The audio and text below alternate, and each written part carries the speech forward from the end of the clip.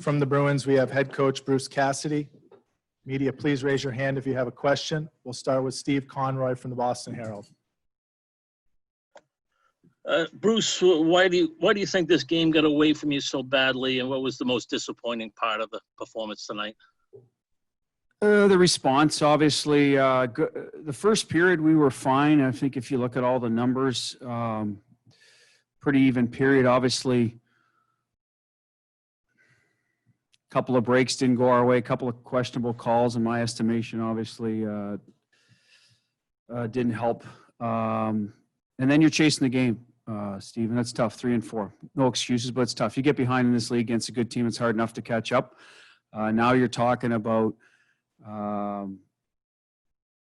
I just think if you look in the regular season, when you're playing 3 and 4 back-to-backs, there's not a lot of comebacks. It's going to be especially magnified in the playoffs. But clearly after that, we lost our composure at times and didn't do enough to get back in the game. You know, you kind of got to bear down and win the next start of the second period, the 10 minutes. And we weren't able to do that, sort of tilt the ice back and on our favor, and they took full advantage of the opportunities given to them in the first period and after, for that matter. So then it gets away from you, and I think, you know, then you're just starting to build your game for Game 4 more than anything.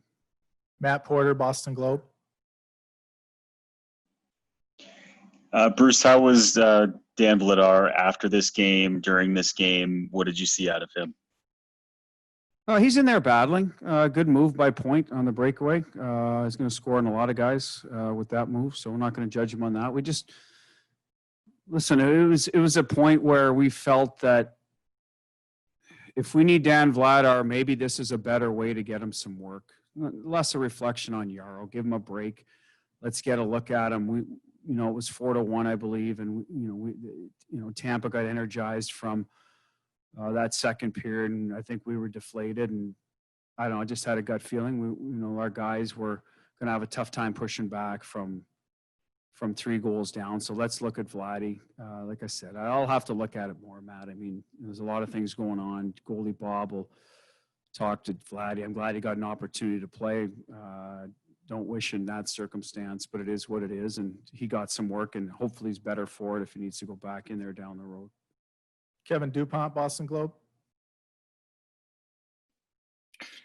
Bruce, around the country today, a lot of leagues and teams didn't play Major League Baseball because of the racial unrest in Wisconsin. The NBA, WNBA, MLS, NHL decided to play. Your thoughts on that, and also within your room, was there any discussion? Because you folks put out a statement before the playoffs about siding with Black Lives Matter.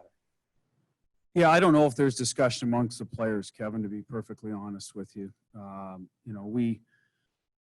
think we, as an NHL, have voiced our opinion. We support the NBA and their players and their decision tonight. We'll continue to fight for social justice and anti-racism. And I think the Bruins have been, quite clear on their position on that, and the players, for that matter. So, but as for playing the game, I think then it goes to a higher authority than me. So probably a better question to the players if they felt that that was something they discussed. Emily Benjamin, NHL.com. Hey, Bruce, you mentioned that goalie Bob talked to Dan Vladar. Do you know what message he imparted, and is there anything you'll say or you'll talk to him maybe tomorrow or when you see him next? No, I'll ask him, how he obviously, like a lot of guys' first game, it's different circumstance. Ask him how he felt, what he thought. But Bob's the one who will critique his game. That's his area of expertise, and I'll stay out of it. For me, it's a little bit about, let's get Yarrow the whole team a day off, but Yarrow a day off, get him back in there Friday, and let's be better in front of him and fix our game more than worry about Dan. Like I said, Bob will critique that. They'll go over it. He always does with every goalie through the good and bad, and then we'll move forward. Jimmy Murphy, Boston Hockey Now. Coach, just following up on Dupe's question there. Do you think you guys should have played tonight? Would you have been supportive if you didn't?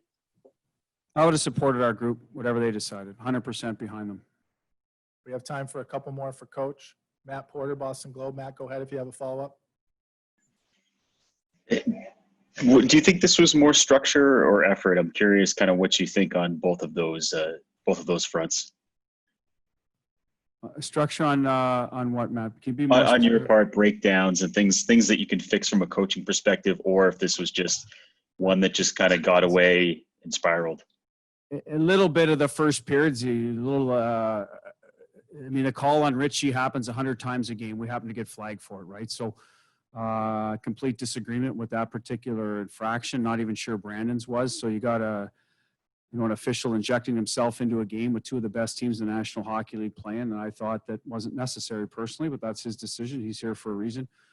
Second goal, I mean, come on. I mean, the linesman just runs our D out of room. Like it's a free pass to the net. Good for Yanni Gord for taking advantage of a break given to him. But I mean, when do you see that play happen in the National Hockey League? So all of a sudden you're two down and, we need to kill a penalty, obviously better. Our penalty kill let us down tonight. It's been terrific all year.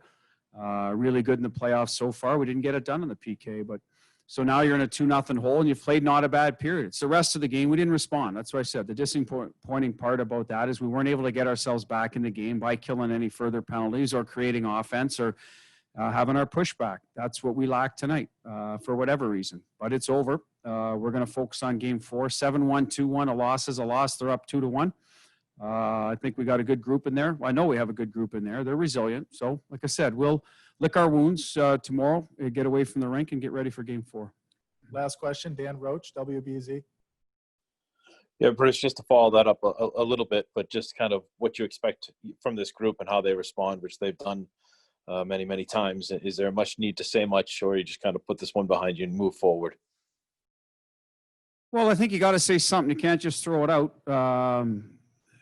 There's things, like I said, I will make some adjustments. They moved Kucherov to his forehand side the other night. So we'll look at how we need to sort of handle that.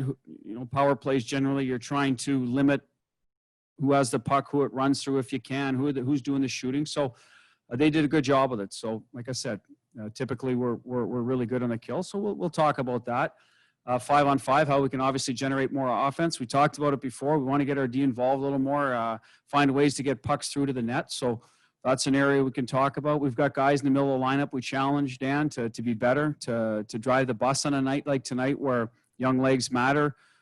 Clearly that didn't happen enough. And we'll continue to, push that message. But as a whole, let's face it, they were better than us from, in every facet of the game. So, we got our work cut out for us, but it's one loss. And like I said, put our best foot forward game 4. Try to even the series then by playing a lot better and a lot smarter. Coach, thanks for your time. Thank you.